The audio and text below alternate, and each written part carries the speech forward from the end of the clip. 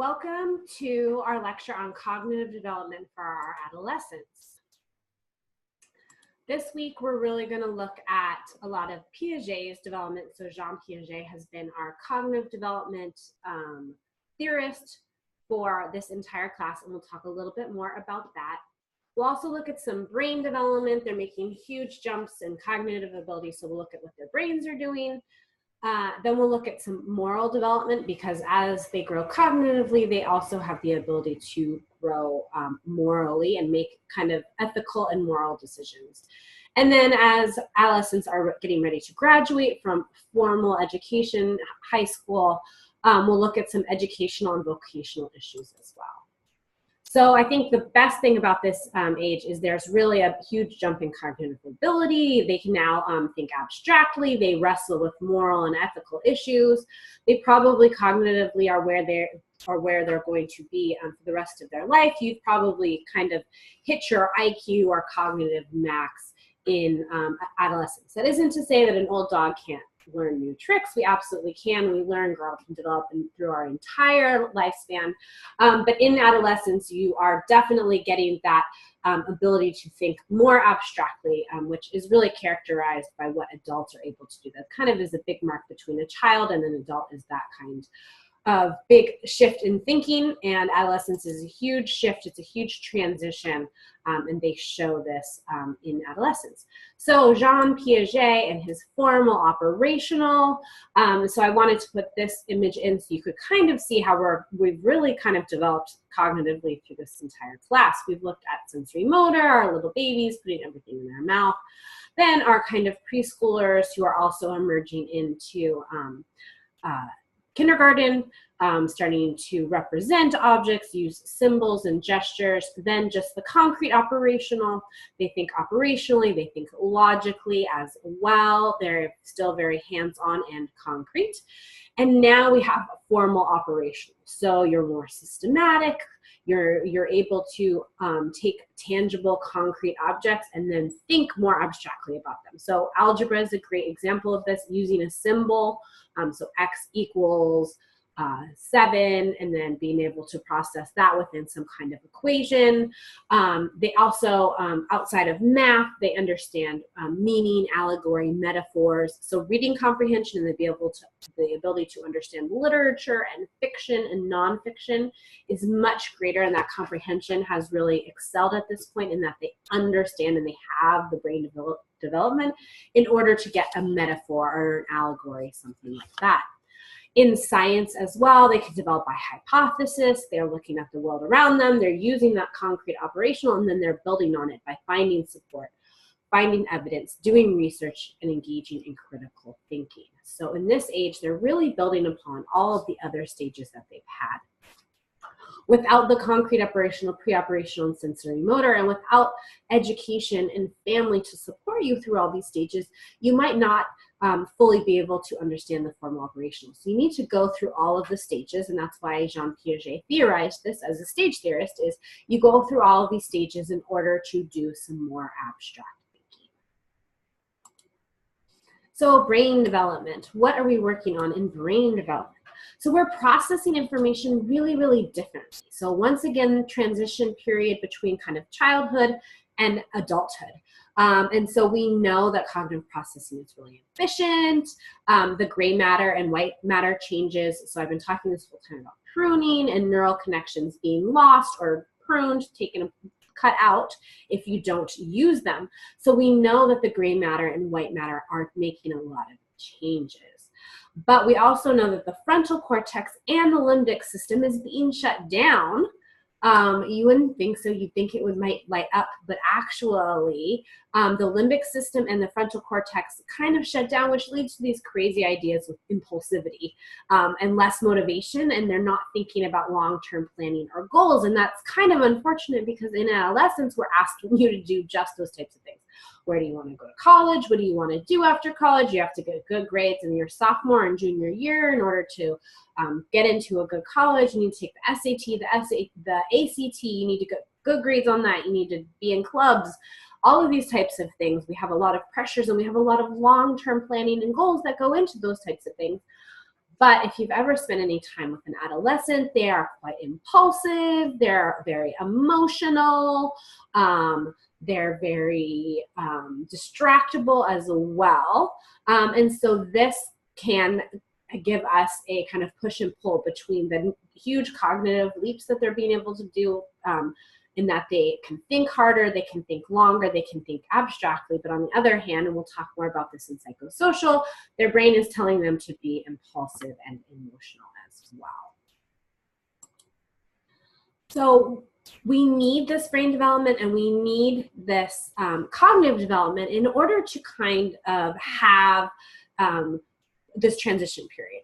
And Oakland, he was one of our theorists, and so we know that in this kind of theory that they were coming up with is that inexperience with cognition and lack of life experiences makes teens idealistic. Absolutely, you know, there's not typically a lot of black and white in the world. There's a lot of gray, but teens are definitely seeing more of the black and white. There's good, there's bad, there's wrong, there's evil, and then there's the good and the light. And they might not see the gray in between. And so they're very idealistic. They'll often want to be a nurse or a doctor or a teacher or something like that in order to make a difference in the world, which is a fantastic part about our teens and our adolescents. They're often highly critical, especially of family members, parents, anybody older than them, and they're very critical of themselves as well.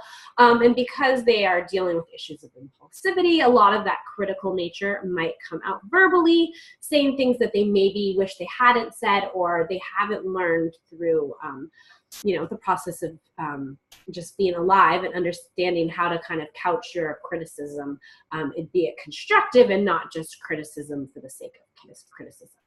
They're often egocentric, and we talked a lot about egocentrism with our younger kids as well, but now we're also seeing that this age is very egocentric, but they're self-conscious in that they invent an imaginary audience.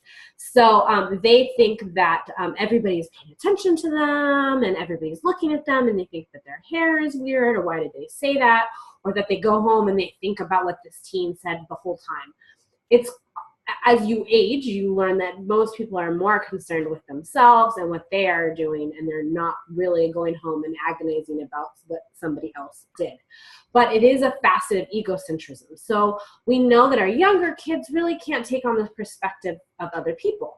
But we know now that adolescents can. They definitely can. They know that other people have emotions. They know that other people have perspectives and backgrounds and histories and things like that.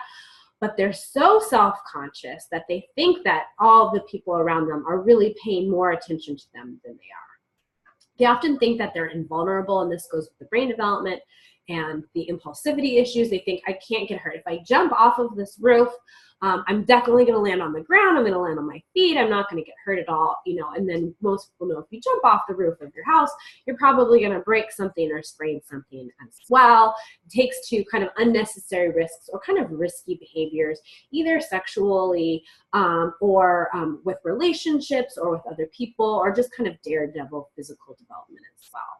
They can be quite hypocritical as well, and this kind of goes with the critical thing as well. They might be more critical about the people around them, but maybe not so much with themselves. All right, and then we have Kohlberg, and this is another theory about moral development. So the great thing about our teams is that they are having these cognitive jumps and the ability to think abstractly. And so what this theorist did is he made up a moral story. And then he read it, or he performed it for teens, and he studied their responses to see where their morality had developed. So a younger teen versus an older teen, a younger teen might have a lot of ideas about obeying rules, like if it's wrong, it's wrong.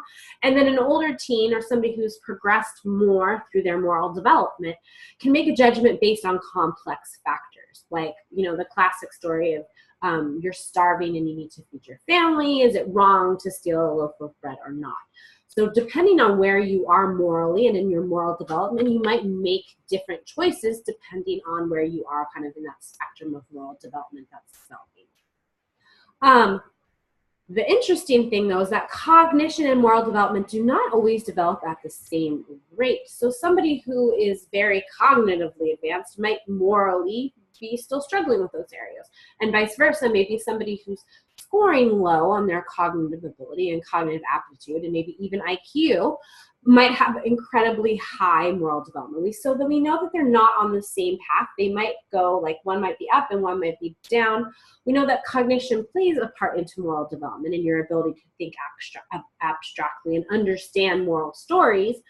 But we also know that moral development is kind of its own type of thing. It doesn't necessarily reside, you don't have to have amazing cognition in order to have amazing moral development. They might be developing somewhat independently of each other. All right, so now you're in high school.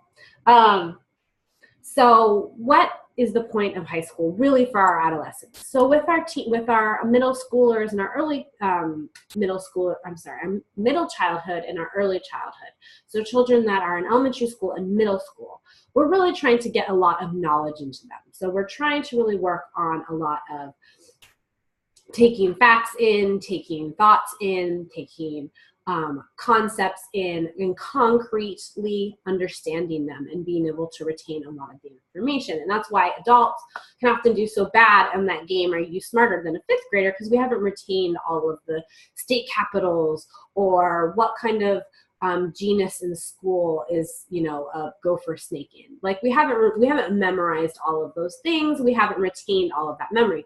Whereas for our middle schooler, our middle childhood and early childhood, we're trying to get as much knowledge into them. We want them to understand the world around them.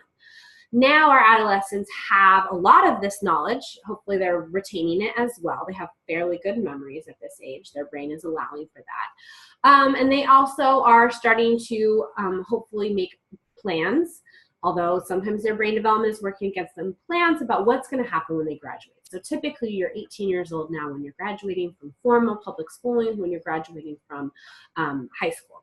So what are your kind of choices? We're we're preparing students for more education or technical education or employment. So more education going to Palomar, a community college, a two-year college, or a four-year college in order to get more education. Like if you wanted to be a teacher or a doctor or a nurse, you know, anything like that, you're going to need additional degrees in order to do that. And then technical education. So it's typically a multi-year sequence. It's got academic knowledge and then technical and occupational knowledge as well.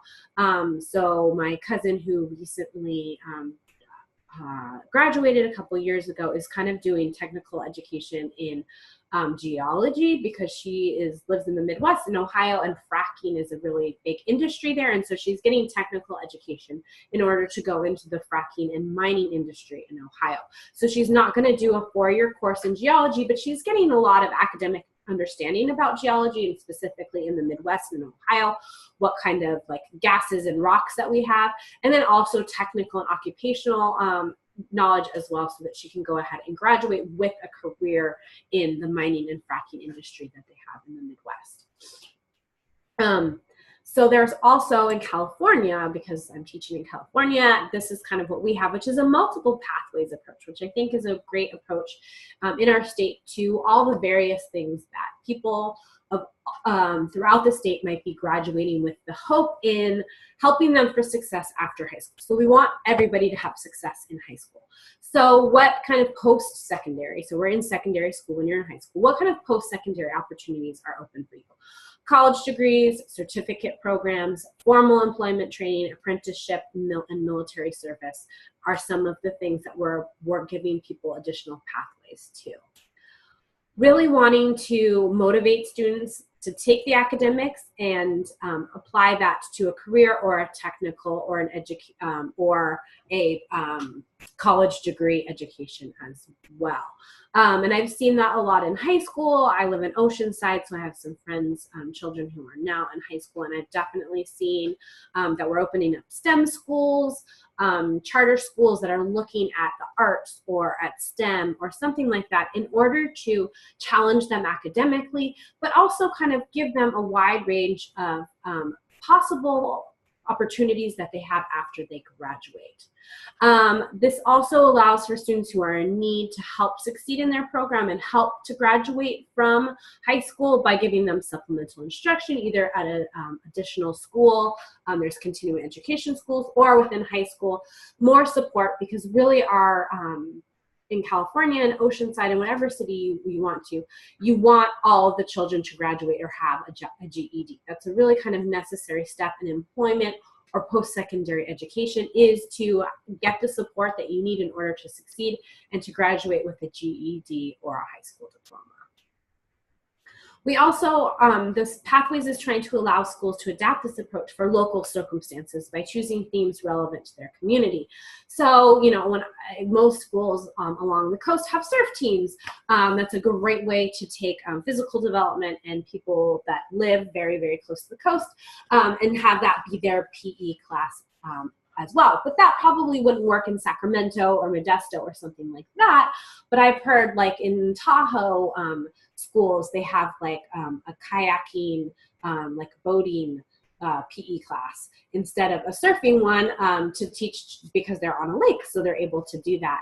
I've heard mountain biking in more mountainous regions like near Shasta and Big Bear. So taking the local circumstances and the local geography around them and being able to adapt that in something that's relevant to their community. You know, if you're a surfer, you're probably not going to want to go play baseball or take a regular GE class when you, a regular PE class, when you have the option to do something that you already love, to be supervised safely in it and maybe to learn a little bit more about it as well. So that's a way that they're able to use their local circumstances, local flavor that you have, and apply it to high school in order to get kids really excited about learning or about staying in school. So what kind of influences your achievement, your ability to graduate and go on to some other opportunities after you graduate? A lot of it is the quality of school, and I have joined my daughters, even though they're only in kindergarten, their PTO, just because Oceanside is working on getting more support services and more funding and things like that in order to meet the needs of all the really diverse learners in our neighborhood.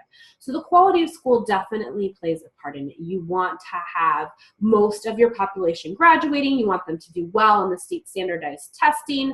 And the better program you are in, the better that will encourage you to do better into school and to learn more as well. We do know that families, peers, support, friends, community also affects school performance. And we'll talk more about the kind of myriad influences that an adolescent can have in their psychosocial development later on in next week's lecture. But we do know that stress from all of those types of things can affect school performance. And we've talked a lot about socioeconomic status, single parent households, working with your peer group, bullying, things like that. So all of those types of things can be a stressor for an adolescent and can affect your school performance, your ability to go to school, stay in school, and ultimately get that diploma or that GED. So how can we help? I think a lot of times people, and I met with a friend recently, we were both at the same wedding, and she was actually looking to go part-time, and I was like, what? Your kids are so much older now. Like typically when you think about parents going part-time, it's when they have infants and toddlers in the house, you know, and they need to stay really close. And she said, I feel like my 3 kids, now all of them being adolescents, they need me even more now. Like they need me to take them to sports. They need me to help with this really difficult homework that I don't even understand, pick them up, talk to them. Sometimes the girls and even the boys are so emotional when they get after school. She's like, I really feel like sometimes I need an afternoon or 2 free each weekday in order to kind of see them and meet them and kind of meet their needs. I'm not saying that families need to go part-time, but you still need to stay involved. Even though they can get themselves up, they can drive, maybe they can get them to sports, they can sign themselves up for things. They have a lot of adult skills. They're still going through a transition period where they need peer or family support in order to kind of manage the stress that they're dealing with and also show them how to be responsible. Because we know their brain development is kind of working against them. They're a little bit impulsive, they're a little bit emotional. So teaching them and showing them and modeling and encouraging them to be responsible and to think ahead and to do the things that they're supposed to really helps them play a part in that eventual goals of graduating from high school and then going on to whatever opportunities are next for them. So in conclusion, we know that our adolescents mature cognitively and they're showing a lot of changes in moral development. So we know that they're going to have the ability to think abstractly, X equals Y, Y equals this. They can think science, they can think about reading, they can read a lot better, and then that also helps them with some of their moral development as well. They still need a lot of strong support from either family influences or environmental influences if they don't have a lot of family influences in order to be successful and to reach higher cognitive development and to go on to those opportunities that might start opening up for them after they graduate or get their GED from high school. All right, this has been the lecture for this week. I will see you guys online.